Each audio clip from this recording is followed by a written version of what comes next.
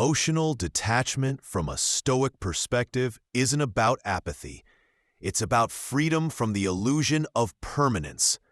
By embracing impermanence, mastering our emotions through rational thought, practicing negative visualization, focusing on what we can control, and reflecting on the bigger picture, we can navigate life's inevitable changes with inner peace. So the next time you feel yourself holding on too tightly to someone or something, remember, do you control your emotions, or do they control you?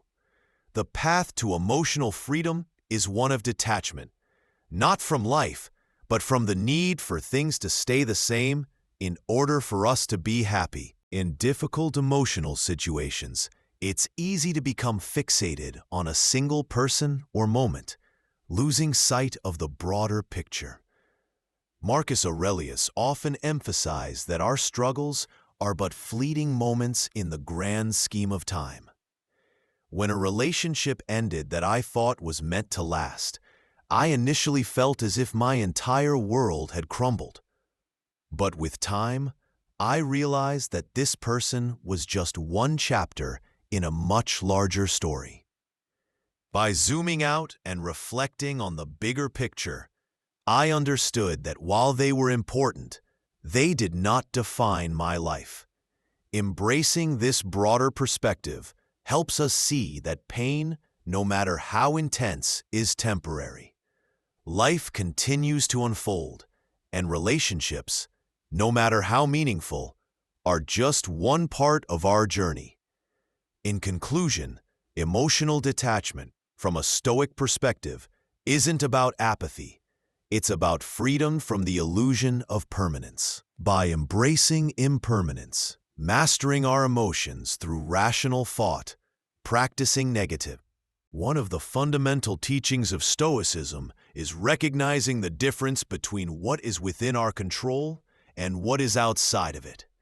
So much of the emotional pain we experience in relationships arises from our desire to control things we simply can't, like another person's feelings. I remember a relationship where I constantly tried to fix things, sending thoughtful messages, planning dates, but no matter how much effort I put in, I felt like I was always chasing something that wasn't reciprocated. When I started focusing on what I could control, my own actions, thoughts, and responses, I found peace in letting go of the need to influence their feelings. This is the essence of emotional autonomy, learning that your happiness and well-being shouldn't be dependent on others. While imagining worst-case scenarios may sound counterintuitive, Marcus Aurelius used this technique as a way to build resilience. Negative visualization involves mentally preparing for life's inevitable losses, not to fuel anxiety, but to lessen their emotional impact when they occur. It helps you accept reality as it is, not as you wish it would be. During a time when my best friend was considering moving overseas, I practiced this exercise daily. I imagined life without them and envisioned how I would continue with my routines and find new joys. When they finally moved, the grief still stung, but it wasn't overwhelming. I had mentally prepared myself for it. While imagining worst-case scenarios may sound counterintuitive, Marcus Aurelius used this technique as a way to build resilience. Negative visualization involves mentally preparing for life's inevitable losses, not to fuel anxiety, but to lessen their emotional impact when they occur. It helps you accept reality as it is, not as you wish it would be. During a time when my best friend was considering moving overseas, I practiced this exercise daily. I imagined life without them and envisioned how I would continue with my routines and find new joys. When they finally moved, the grief still stung, but it wasn't overwhelming. I had mentally prepared myself for it. Emotions can feel overpowering, especially when we are deeply attached. However, Stoic philosophy teaches that our emotions are not reality. They are a result of our thoughts and interpretations. Marcus Aurelius emphasized that we are not at the mercy of our emotions. We have the power to control how we respond to them. For example, after a breakup, our minds often replay conversations and overanalyze every detail. Instead of spiraling into despair, the Stoic approach is to ask, what are the facts? What's within my control? Your emotions are often rooted in your interpretation of events, not the events themselves. So, when faced with anxiety about a friend's silence, instead of assuming rejection, I learned to focus on the fact that they simply haven't responded yet. Anything beyond that is speculation.